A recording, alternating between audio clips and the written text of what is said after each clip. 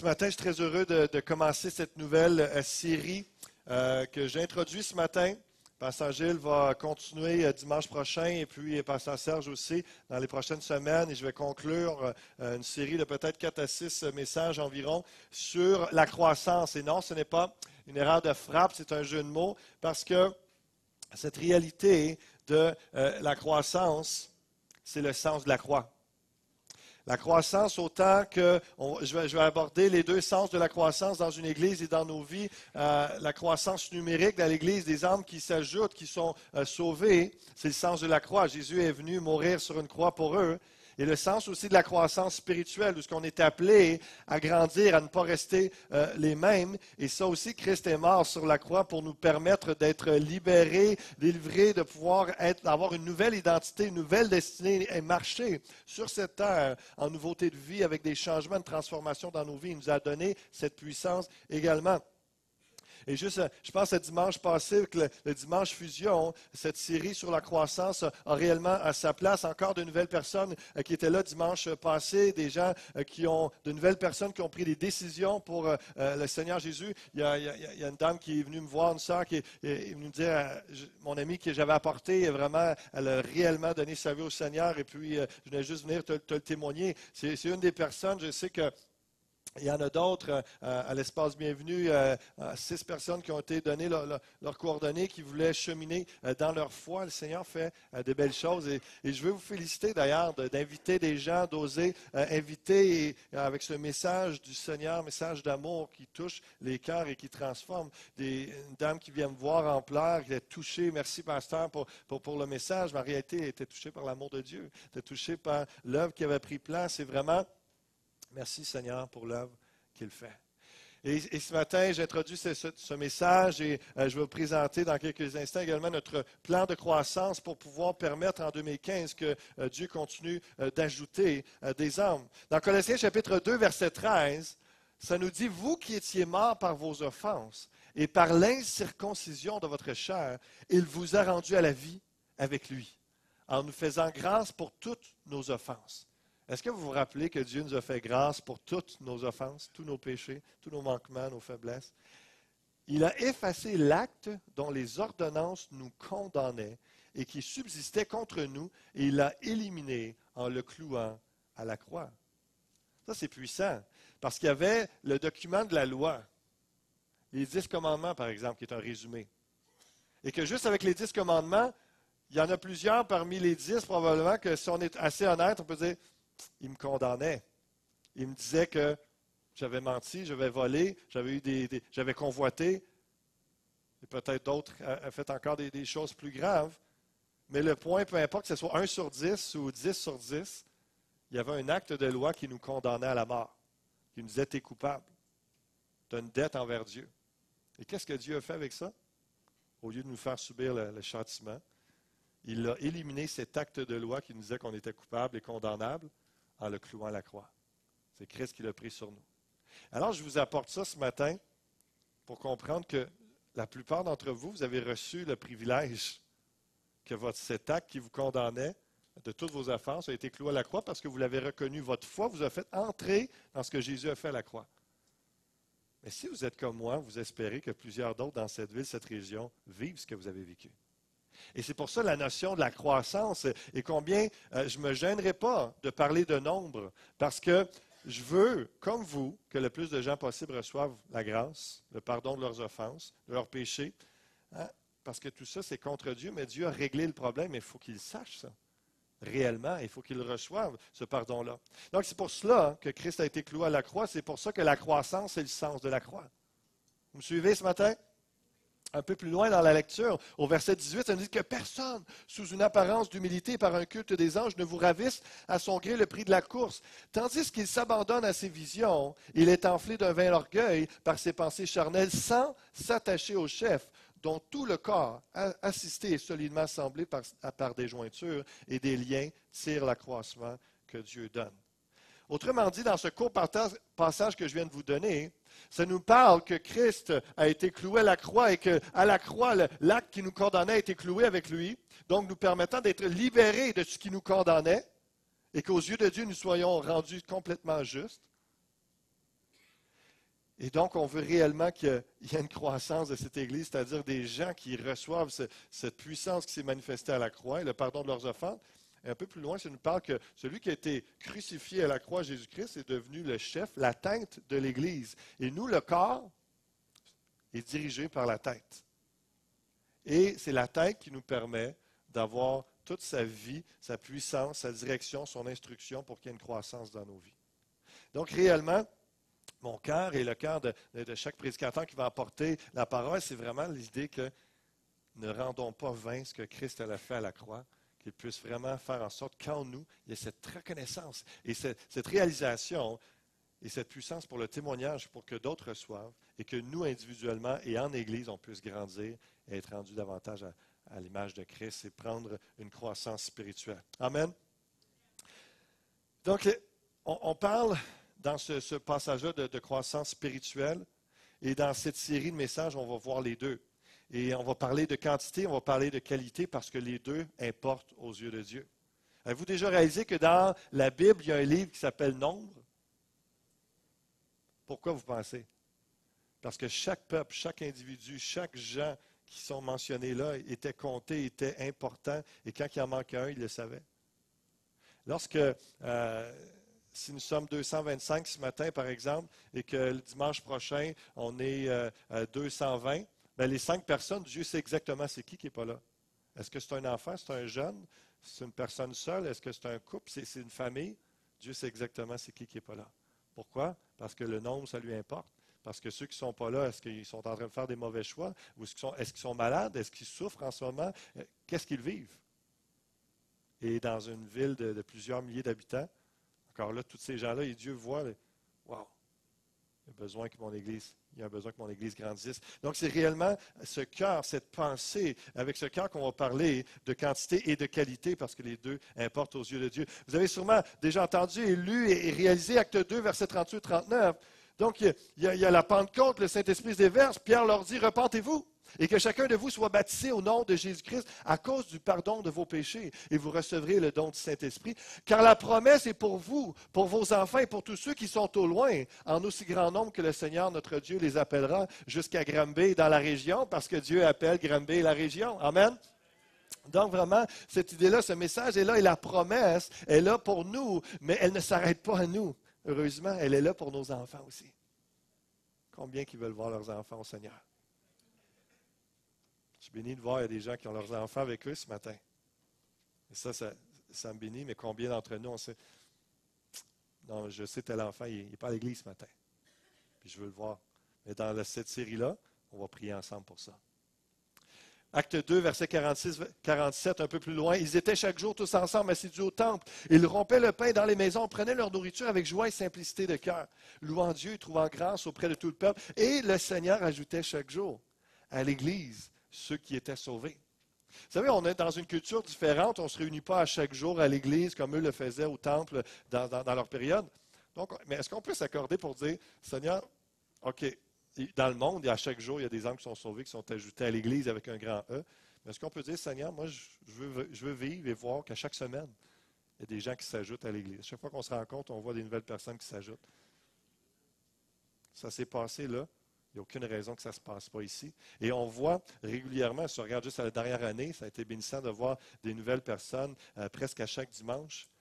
Mais au-delà de gens qui viennent juste nous visiter, on veut que le Seigneur les visite. C'est ça notre prière, que réellement les gens soient rencontrés et qu'il y ait une puissance, qu'il y ait un amour qui se communique. Et ça va partir d'un cœur d'un peuple, d'une Église qui prie, qui cherche ça et qui réalise que la quantité est importante parce que c'est des âmes qui sont à Christ ou non, qui s'en allent en enfer. C'est vraiment cette idée-là de réellement réaliser que alors qu'on est ensemble, qu'on prie, qu'on mange, qu'on partage la parole de Dieu, on trouve grâce auprès de tout le peuple et le Seigneur ajoute chaque jour, chaque semaine à l'Église ceux qui seront sauvés. Amen. 1 Corinthiens chapitre 9, on voit l'apôtre Paul qui dit « Car bien que je sois libre à l'égard de tous, je me suis rendu serviteur de tous, afin de gagner quoi? Le plus grand nombre. » C'était dans la pensée de l'apôtre Paul. Ne soyez en scandale ni aux Grecs, ni aux Juifs, dans 1 Corinthiens chapitre 10, 32, ni à l'Église de Dieu. De la même manière que moi aussi, je m'efforce en toutes choses de complaire à tous, cherchant non mon avantage, mais celui du plus grand nombre. Pourquoi? Afin qu'ils soient sauvés. afin qu'il soit sauvé. La pensée était là dans le cœur de l'apôtre Paul, parce que Dieu lui avait parlé de l'importance, il mettait une pression dans son cœur. L'amour de Christ, dans 2 Corinthiens chapitre 5, nous dit que l'amour de Christ le pressait à parler de la réconciliation avec Dieu, parler aux gens combien Dieu les aime, tout ce qu'il a accompli, qu'il a cloué à la croix, l'acte qui les condamnait, que si tu crois ça, tu le reçois, tu vas être libéré. Il n'y a plus rien, tu n'es plus sous la colère de Dieu, tu n'es plus sous le jugement, tu peux mourir en paix. Et le RIP, Rest in Peace, va être réel. Parce que tu vas mourir en paix de rencontrer ton Dieu. Que personne ne trouve normal que l'Église ne grandisse pas. Et c'est vraiment notre pensée, qu'ensemble, ce soit collectif, de dire, si on le réalise, ça fait longtemps que je n'ai pas vu de nouvelles âmes sauvées, que ça nous préoccupe, qu'on soit réellement préoccupé par ça. De dire, est-ce qu'on fait les efforts nécessaires? Est-ce qu'on fait ce que Dieu nous demande? Que jamais quelqu'un dise, la qualité vaut mieux que la quantité. Hein? Combien de fois j'ai entendu ça? Ce n'est pas le cœur de Dieu. Parce que s'il y a de la qualité, il va y avoir de la quantité. Et si ça ne nous dérange pas, le fait que l'Église ne grandisse pas, mais ça veut dire que ça ne nous dérange pas. C'est comme si on disait ça, Seigneur, ça ne me dérange pas que les gens meurent en enfer. Seigneur, ça ne me dérange pas, moi je suis bien, j'ai mon Église. Je ne veux pas que ça bouge trop, j'ai mon petit noyau là, que je commence à connaître. Puis, c'est quoi notre message qu'on donne au Seigneur? Plutôt que, je prie qu'au travers de cette série de messages-là, vraiment on s'unisse ensemble, qu'on recherche continuellement les deux. La quantité, c'est le cœur de Dieu pour l'humanité. Chaque personne que Dieu veut voir sauvée. Et la qualité, c'est chaque personne que Dieu veut voir progresser et devenir mature en lui. Donc, il va falloir être prêt à se remettre en question si personne ne s'ajoute et si nous ne maturons pas. Moi, je me pose la question, à chaque année, je fais des efforts. Hier, j'avais un déjeuner leadership avec la belle gang de leaders que Dieu a envoyés à béni. On est tellement bénis d'être ensemble, de voir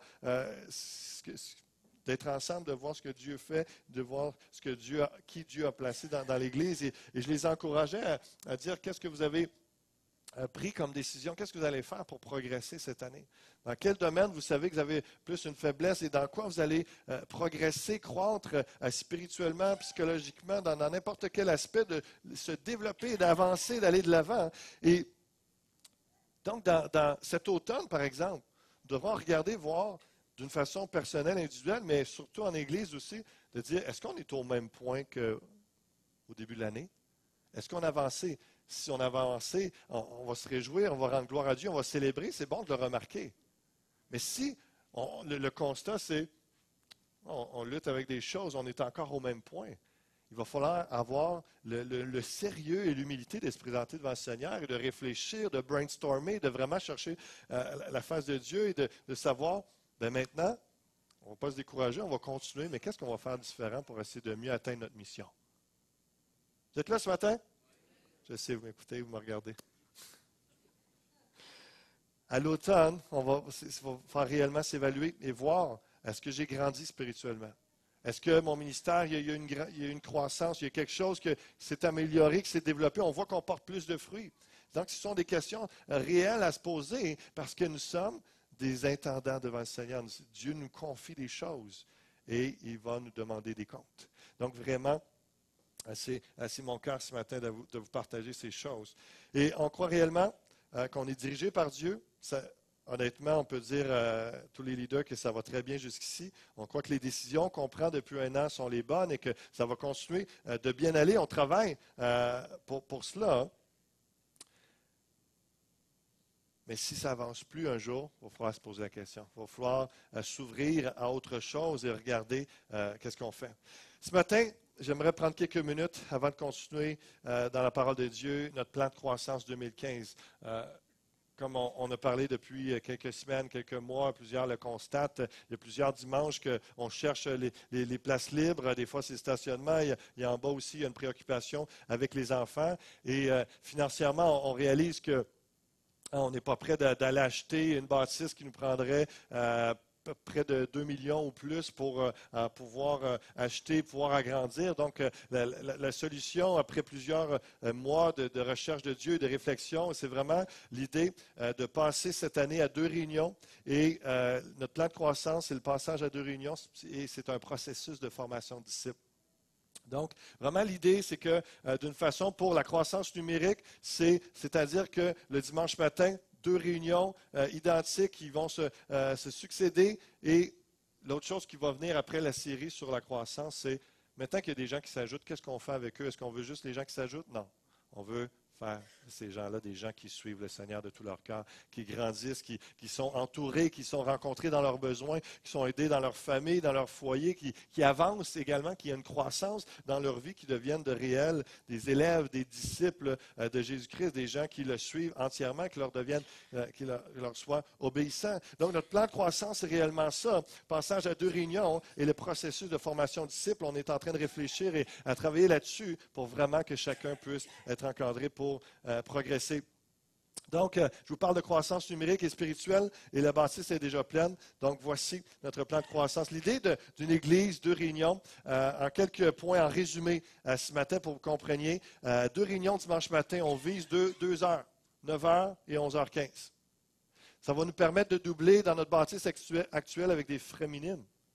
Et surtout, ça va nous permettre de rester concentrés sur notre mission, de faire grandir l'Église Fusion dans l'esprit, en faire d'eux des disciples et de ne pas juste être concentré dans les prochains mois, juste sur la construction d'une bâtisse, le stress des finances, etc., etc. Ça va nous permettre de développer notre noyau, notre identité encore plus, se concentrer sur la mission du Seigneur en ce moment pour l'Église Fusion. Donc, c'est 2 réunions identiques, même groupe de louanges, même prédicateur et même équipe, enfants et jeunesse. Que vous vivez ce matin, imaginez que vous êtes le groupe de 9 heures et puis à 11h15, on repart.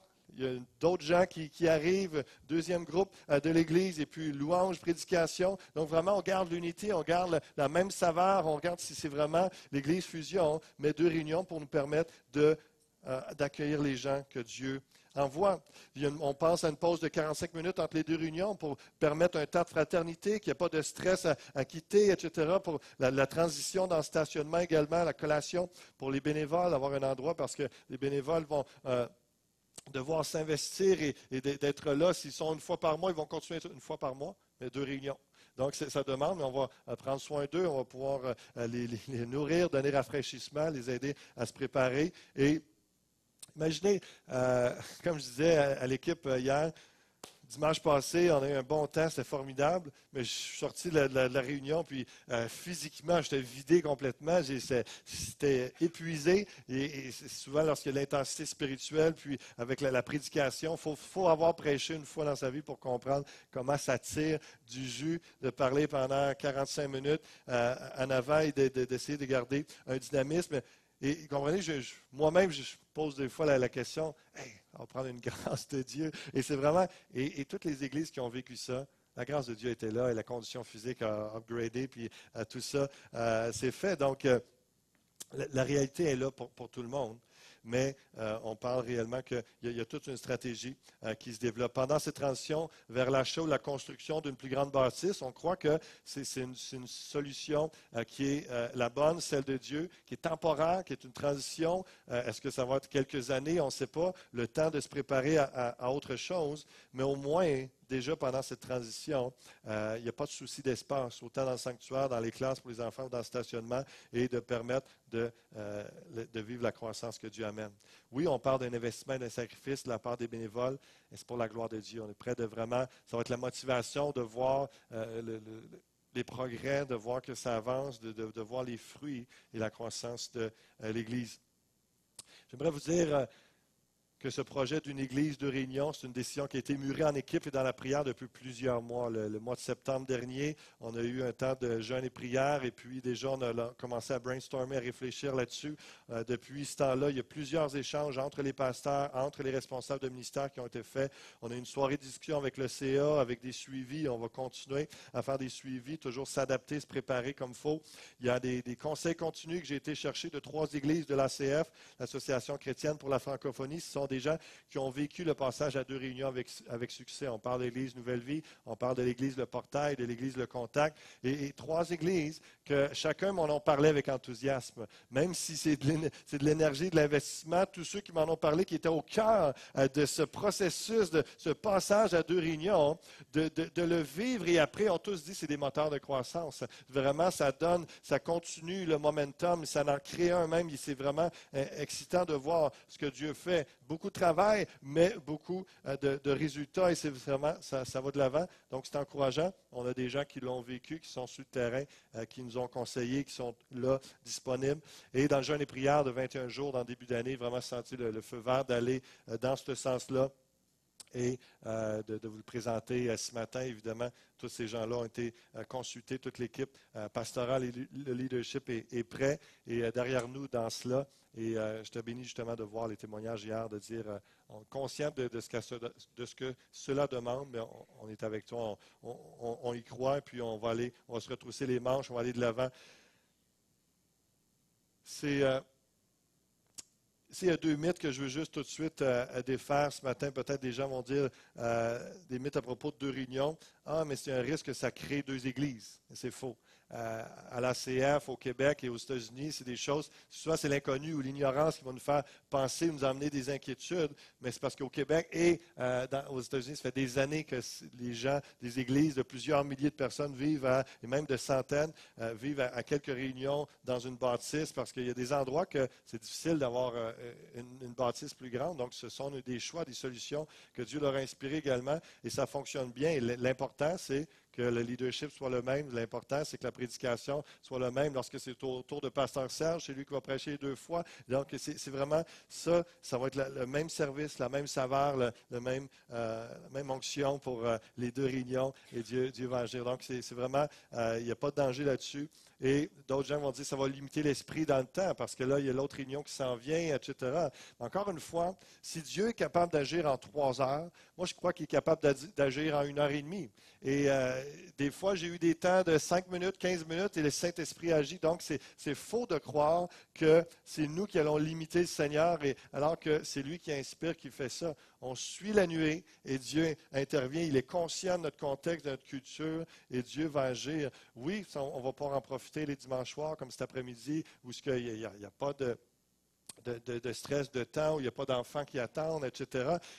On vit la louange, la présence de Dieu, et si ça perdure, ça perdure. Mais ne croyez pas que l'Esprit va se limiter juste pour une question de temps. Il peut vous parler de toutes sortes de façons, et on cherche vraiment la face de Dieu sérieusement pour savoir comment Dieu tu veux qu'on organise, comment tu veux qu'on cadre ce que tu veux faire. On ne met pas le cadre, puis après ça, on dit Seigneur, agis. C'est Seigneur, tu veux agir ça, OK, maintenant on s'organise. Parce que comme j'ai expliqué, vous vous rappelez l'analogie, la comparaison que j'avais faite lorsqu'on est célibataire et lorsqu'on est en famille.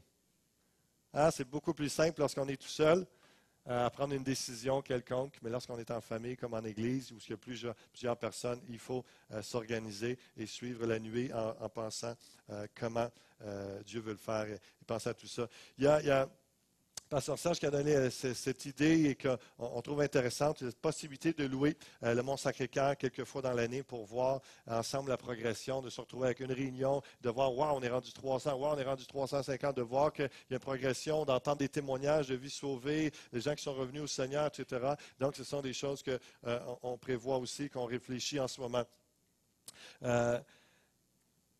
Je reviens aussi à cette idée que ça va limiter l'esprit dans le temps. Vous savez, comme la semaine passée, justement, j'ai entendu un témoignage hier, je trouvais ça vraiment intéressant, puis je voulais vraiment vous l'apporter. Vous savez, comme le dimanche passé, un dimanche fusion, c'est un peu plus cadré, moins de chants et tout ça. Il y a des entrevues, et puis on regarde plus au temps. Et à la fin, il y avait le chant de louange et l'appel était à vos places. Et vous voyez vraiment que Dieu est en train d'agir. Il y a un homme hier qui me dit que il y avait vraiment eu comme un fardeau, une compassion pour quelqu'un qui sentait dans l'esprit qu'il y avait un besoin. Et puis, il trouvait ça plate. Il était déçu qu'il n'y ait pas eu d'appel en avant, puis comme si la personne allait manquer. Puis finalement, la personne se lève alors que le dernier chant est en train de se faire. Puis le Saint-Esprit l'a poussé à aller voir cette personne-là pour prier. La personne a été touchée, tout ça. J'ai dit, c'est merveilleux ça. Parce que c'est ça les dons spirituels. C'est ça l'Église. Ce n'est pas juste de se fier à ce que le pasteur, le prédicateur fasse tout. C'est juste lui qui a l'onction. Chacun d'entre vous avait une onction. Chacun d'entre vous avait reçu des dons. Et qu'un matin, comme tantôt, dans quelques minutes, on va avoir un dernier chant, puis je vais vous inviter à l'avant. On va avoir un temps de prière ensemble. Mais il y a d'autres dimanches qu'il n'y en aura pas de ça, d'appel en avant. Mais on va conclure en prière. Mais Dieu peut quand même répondre à des besoins au travers de vous, de façon particulière, ce qui va vous pousser à aller prier pour quelqu'un. Il faut que vous fassiez sagement. Il faut que vous alliez vous présenter si vous ne la connaissez pas, vous demandez la permission de prier ou de lui parler. Vous lui dites simplement ça. Et une parole d'encouragement, d'exhortation, d'éducation, une prière pour la guérison ou quoi que ce soit. Et vraiment, ça, c'est le peuple de Dieu. Ça, c'est l'Église qui est dirigée, activée par le Saint-Esprit. Et ça va au-delà de dire, ah, ben, il n'y a pas eu ça comme ça. Ça, c'est mettre le Saint-Esprit dans un corps. De croire que le Saint-Esprit peut nous utiliser de différentes façons. La réunion est finie.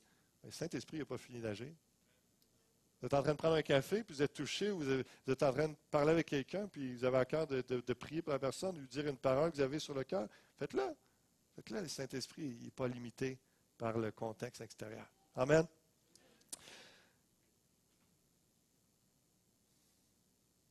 Le lancement qu'on vise, c'est 12 avril 2015. Ça vous donne 2 mois pour vous préparer. Ça vous donne 2 mois pour les équipes à rencontrer leurs bénévoles, répondre aux questions, se préparer. Et on vise le mois d'avril parce que le mois d'avril est un facteur, un élément de motivation. Le printemps, tout ça, la vie prend. Donc, c'est facile. Vraiment, ça donne le temps de se préparer, ça donne le temps de choisir son heure de réunion parce que vous devrez choisir entre 9h et 11h15, mais c'est de profiter du momentum du printemps. Les ministères, par exemple, excusez, ça c'est un autre point que je vais amener, mais je vais juste terminer ma pensée avant sur le fait que on ne voulait pas attendre encore plus loin parce qu'on croit vraiment que Dieu agit, puis on arrive en avril, mais on ne veut pas que ce soit trop tôt non plus pour avoir le temps de bien se préparer. Mais ça va être excitant de vivre ça ce printemps, alors que la chaleur, la vie va commencer à reprendre, de voir. Et c'est souvent là qu'il y a des gens qui viennent visiter, puis on a plus d'engouement et tout ça, mais on va vous encourager à continuer d'inviter, à prier, puis à se réjouir de ce que Dieu fait. Et autre chose que je veux vous donner, information avant de continuer, la parole de Dieu, il va y avoir des rencontres d'information pour chaque ministère qui sont touchés. Parce que si on passe au ministère de Relations d'aide dans la semaine, 50 ans et plus, d'autres ministères ne sont pas directement touchés par le dimanche matin. Mais si on parle de l'éducation chrétienne, la louange, la jeunesse, Supernova, l'accueil et d'autres ministères techniques du genre, c'est vraiment, je vous annonce déjà que l'éducation chrétienne Infusion, il va y avoir le jeudi 26 février une rencontre d'information à 18h15, donc jeudi prochain. Pour la louange, le samedi 14 mars en avant-midi, tous les musiciens vont être ici, puis vous allez pouvoir poser vos questions et voir pour bien vous préparer, bien vous organiser pour ça. Et puis, on va travailler ensemble dans cela. La jeunesse Supernova, il a déjà commencé à avoir des rencontres 1 à 1, l'accueil et les autres ministères, ça va être la même chose. Donc, vraiment, je vous encourage à aller voir vos responsables. Si vous avez des questions, ça vous a demandé un petit peu comment ça va se passer. Si vous avez des idées pour les détails ce matin, je vous apporte le portrait général. Vous avez dans le détail, vraiment, c'est réfléchi déjà aussi. Puis avec vous, on va continuer à réfléchir. Donc, allez voir vos responsables de différents ministères. C'est vraiment important. Puis qu'on puisse tous ensemble travailler à cela et avancer ensemble. Ça va? Je vais terminer avec cette pensée. Il y a 3 types de personnes qui vont faire partie de la croissance de l'Église. Et c'est important de le comprendre, de reconnaître ces gens-là et de rendre gloire à Dieu pour ces gens-là que Dieu va envoyer. La croissance se vit par de nouvelles personnes qui reçoivent l'Esprit de Christ. La croissance se vivra par des brebis garées. Et la croissance se vit par des ouvriers qui joignent la cause fusion. Non seulement parce que ces 3 types de personnes-là sont dans la Bible, mais parce que ces 3 types de personnes-là, on les a déjà vus, qui font partie de notre croissance de l'Église depuis 1 an.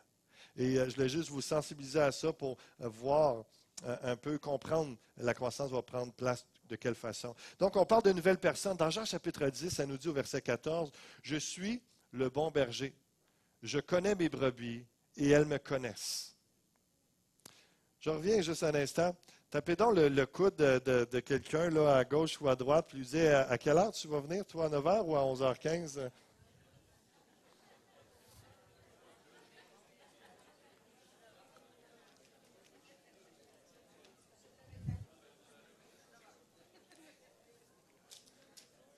Et sérieusement, dans les prochaines semaines, on va vous envoyer, vous donner un petit papier. On va vous donner un petit papier pour voir, prendre un sondage pour se préparer. C'est jamais 50-50, et donc il faut bien se préparer pour voir qui on va accueillir et combien de personnes dans chaque réunion. Le petit sondage nous indiquera quel choix que vous pensez faire pour l'horaire. On revient.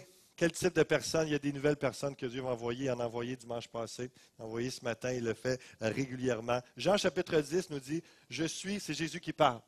Je suis le bon berger.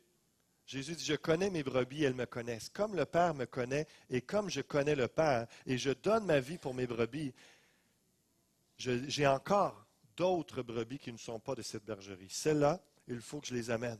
Elles entendront ma voix, et il y aura un seul troupeau, un seul berger. Le Père m'aime parce que je donne ma vie afin de la reprendre. Et lui, il était dans le contexte où il y avait une mission particulière au départ avec les Juifs. Et il dit, eux ont reçu, il y avait ses disciples qui étaient là. Et donc, eux ont été rejoints, mais il y a d'autres brebis, d'autres nations. Et ça va jusqu'à nous aujourd'hui, le peuple québécois. Et même, c'est rendu que les nations sont auprès de nous. On n'a même pas besoin d'aller à l'extérieur, à différentes nations, dans cette église, dans cette ville et cette région. Et vraiment, il y a encore d'autres brebis que Dieu veut faire entrer dans sa bergerie parce qu'il les aime, parce qu'il est mort à la croix pour eux aussi. Et c'est ces nouvelles personnes-là qu'on veut aller rejoindre. Titre, chapitre 3, verset 3, « Car il fut un temps où nous-mêmes, nous vivions en insensé dans la révolte contre Dieu, égarés, esclaves de toutes sortes de passions et de plaisirs. Nos jours s'écoulaient dans la méchanceté, dans l'envie. Nous étions haïssables et nous haïssions les uns les autres. » Je ne sais pas s'il y en a qui se rappellent de ces moments-là. Mais quand Dieu, notre Sauveur, a révélé sa bonté, son amour pour les hommes, il nous a sauvés. Au verset 5, il dit, « Et s'il l'a fait, ce n'est pas parce que nous avons accompli des actes conformes à ce qui est juste. Non. Il nous a sauvés parce qu'il a eu pitié de nous en nous faisant passer par le bain purificateur de la nouvelle naissance, c'est-à-dire en nous renouvelant par le Saint-Esprit. » Au verset 6, il va dire, « Cet esprit, il l'a répandu avec abondance, amen, sur nous par Jésus-Christ, notre Sauveur. Il l'a fait pour que, déclarés justes par sa grâce, nous devenions les héritiers de la vie éternelle qui constitue notre espérance. » C'est ça qu'on veut voir, de nouvelles personnes qui entrent dans une nouvelle naissance, qui deviennent des nouvelles créatures et qui deviennent des héritiers de la vie éternelle. Des gens, des nouvelles personnes qui ne savaient pas, qui n'avaient jamais eu ce langage-là, mais qu'un jour, touchés par Dieu, touchés par le message, la prédication de la croix, ils entendent ça ici, puis ou par un d'entre vous, dans votre travail, dans vos loisirs, quoi que ce soit, et puis les gens entendent ça, et tout d'un coup reçoivent le Seigneur, et réalisent, hey, j'ai un héritage éternel. Je sens que j'ai Jésus en moi par son esprit. Je sens qu'en lui, j'ai la vie éternelle. Vraiment, c'est vraiment ça l'idée de nouvelles personnes qui s'ajoutent et qui disent, je suis maintenant héritier de la vie éternelle. De nouvelles personnes qui vont dire ça, c'est ça qu'on veut voir davantage. On parle de brebis égarées aussi. Non seulement dans la dernière année, il y a des nouvelles personnes qui sont entrées dans cette nouvelle naissance-là, ils peuvent dire ce matin, hey, il y a quelques mois, je ne peux pas dire que j'avais l'héritage de la vie éternelle, mais maintenant, je peux le dire. Il y a d'autres gens aussi qui sont venus me voir pour dire, je reviens au Seigneur. Je m'étais éloigné, j'étais déçu, j'étais découragé pour X raisons. Maintenant, ils sont revenus. Et ça fait partie de notre mission, de ne pas laisser ceux qui sont blessés. On est comme une armée et qu'il y a des gens, des fois, qui tombent au combat. Il faut prier pour eux, il faut les encourager, il faut les aimer et les ramener. Peut-être leur cœur en ce moment est endurci. Peut-être ils sont orgueilleux, hautains, et puis ils disent des moqueries parce qu'ils sont blessés et puis ils ne savent pas comment réagir. Prions pour eux. Aimons ces gens-là et ramenons-les. Comme l'apôtre Jean va le dire, mes frères, si quelqu'un parmi vous s'est égaré loin de la vérité et qu'un autre l'y ramène, qu'il sache que celui qui ramènera un pécheur de la voie où il s'est égaré sauvera une âme de la mort et couvrira une multitude de péchés. Qu'ils soient brebis égarés, blessés, déçus, découragés dans leur foi. Le mot égaré veut dire séduit, trompé. Il y a des gens qui ont été séduits par un mensonge, par une idée, une expérience, qui ont été trompés par l'ennemi, sont éloignés de l'Église du Seigneur Jésus-Christ, qui sont appelés à revenir. Que le Seigneur, dans son amour, veut faire en sorte qu'ils reviennent en force, en santé, goûtent à leur guérison, à sa guérison, puis grandissent. 1 Timothée, chapitre 6, verset 10, va dire « L'amour de l'argent est une racine de tous les maux, et quelques-uns en étant possédés se sont égarés loin de la foi, et se sont jetés eux-mêmes dans bien des tourments. » La croissance de l'Église va prendre place aussi avec des gens qui reconnaissent que « Wow, j'étais en train d'adorer un autre Dieu, je n'allais pas à l'Église, je ne voulais plus donner, j'étais juste obnubilé par ma richesse, avoir plus, puis ou d'autres vont dire, je voulais juste payer mes dettes, travailler fort, puis je voulais me payer mes affaires, etc. Puis là, je réalise que là, je suis en train de servir Mammon, ça fait des mois, ça fait des années. Il y a une repentance dans leur cœur. C'est ces gens-là qu'il faut accueillir aussi, penser à eux, et ces gens qui, que ce soit pour l'argent, comme le texte nous parle là, ou tout autre mauvais comportement, mauvaise décision, mauvaise rencontre, mauvaise association, mauvaise relation, mauvais choix de vie, se sont détournés du plan de Dieu, et là, vont revenir au Seigneur. Et finalement, des ouvriers qui joignent la cause fusion. On voit dans Luc chapitre 10, verset 2, « Et il leur dit, la moisson est grande, mais il y a peu d'ouvriers. Priez donc le maître de la moisson d'envoyer des ouvriers dans sa moisson. » Au mois de juin passé, on a eu la bénédiction que les ouvriers du CCTT sont ajoutés à l'Église. Il y a eu, juste à penser à Raymond et Sonia également de l'Église Belle-Vie, ce sont des gens qui Dieu a envoyés pour répondre à des besoins, des ouvriers, des gens qui sont matures dans la foi, des gens qui sont équipés, qui aiment le Seigneur et qui voient que j'attendais qu'il y ait quelque chose. Je priais pour une telle église où je me sens interpellé. Des gens qui vont déménager d'une autre ville, des gens qui vont envoyer d'autres nations. Je me rappelle, il y a quelques années, des gens, ils venaient à l'église où j'étais. Des fois, c'était juste d'une autre province, un autre pays, c'était juste surnaturel. Puis, ils pouvaient être avec nous pour tout le temps ou quelques mois, quelques années. Et je sais que Dieu va faire la même chose. Alors qu'on prie pour des ouvriers, il n'y a pas de limite. Des fois, on attend telle personne, on se demande s'il y a tel ministère et qui va s'en occuper. Puis tout d'un coup, il y a quelqu'un qui vient de l'extérieur, quelques mois, on apprend à le connaître, on a des références. Puis, Dieu n'a pas de limite. Et l'Église va grandir avec des ouvriers aussi parce que Dieu va en envoyer pour prendre soin de ceux qui arrivent. J'aime bien le texte dans 3 Jean, chapitre 1. Je vais inviter le groupe de louanges parce qu'on va terminer dans quelques instants avec un dernier chant. L'apôtre Jean va dire, « Bien-aimé, tu agis fidèlement dans ce que tu fais pour les frères, et même pour des frères étrangers. » Il parle à un des dirigeants d'une église, et lesquels ont rendu témoignage de ton amour en présence de l'église. Tu ferais bien de pourvoir à leur voyage d'une manière digne de Dieu, car c'est pour le nom de Jésus-Christ qu'ils sont partis sans rien recevoir des païens. Nous devons donc accueillir de tels hommes afin d'être ouvriers avec eux pour la vérité. Eux le vivaient dans un contexte particulier à l'époque où des gens venaient, des hommes de Dieu, des évangélistes, différents ministères venaient de l'extérieur et puis des églises locales les accueillaient pour un temps et puis en prenaient soin et devaient pourvoir financièrement à leurs besoins. Moi, je crois réellement, comme je l'ai dit, avec la mondialisation, je l'ai déjà vécu, je sais qu'avec notre association, l'Institut biblique, il y a des gens qui viennent de l'Europe, il y a des gens qui viennent de l'Afrique, il y a des gens qui viennent de différents endroits.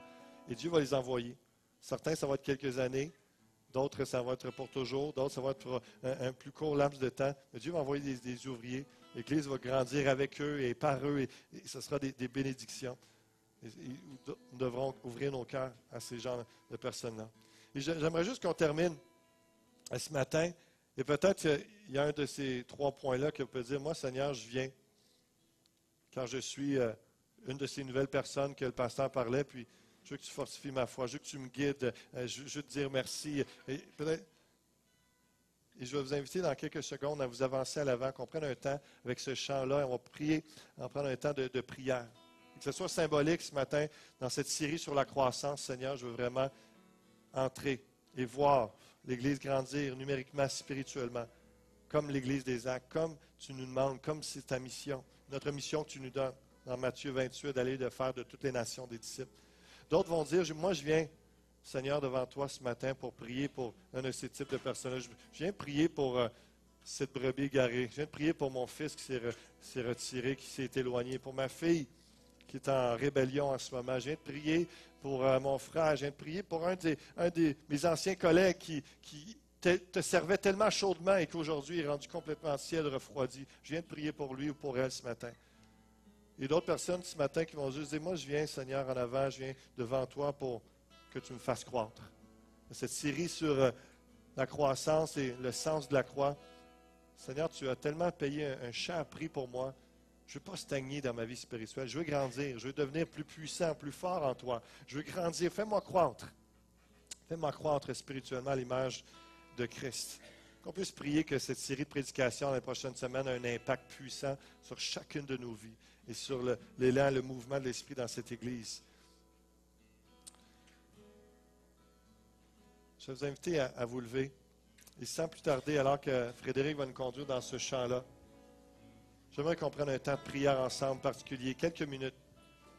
J'invite réellement à rester concentré dans les prochaines minutes et entrer dans ce chant et commencer à vous avancer. S'il y a un de ces points-là que j'ai mentionnés, Seigneur, je viens car je suis cette nouvelle personne. Je viens parce que je suis ce rétrograde qui revient à toi, Seigneur Dieu. Et on ne saura pas dans quel point que vous êtes, peu importe. Venez dans la présence de Dieu. Venez devant le Seigneur d'un geste de foi. Seigneur, je viens devant toi. Peut-être vous dites, moi, je suis un de ces ouvriers que tu as envoyés. Équipe-moi, fortifie-moi. Donne-moi cette onction pour prendre soin des gens que tu me confies, Seigneur. Donc, je veux dire, fais-moi grandir. Élargis mon cœur, Seigneur Dieu. Fais une œuvre. Alors que je commence à prier, qu'on va chanter, n'hésitez pas à vous avancer. Alléluia, Seigneur Dieu. Merci pour ce que tu es en train de faire. Merci pour ce message qui est un lancement de cette série sur la croissance au Dieu, que tu vas faire des œuvres puissantes et profondes, de transformation dans nos cœurs. Et que tu nous donneras davantage cette compassion et cette conscience des gens autour de nous qui ont besoin d'entendre de toi. Entendre ton message, ton évangile. D'être conscient de nos frères et sœurs qui sont blessés, découragés, qui ont besoin de revenir à toi et de revenir à l'Église. Envoie des gens vers eux, Seigneur. Envoie-nous. Alléluia. Alléluia. Attire les gens à toi, Seigneur Dieu. Attire ton peuple à toi. Attire les brebis égarées à toi, Seigneur. Envoie les ouvriers dans ce lieu. À la moisson. Alléluia. Attire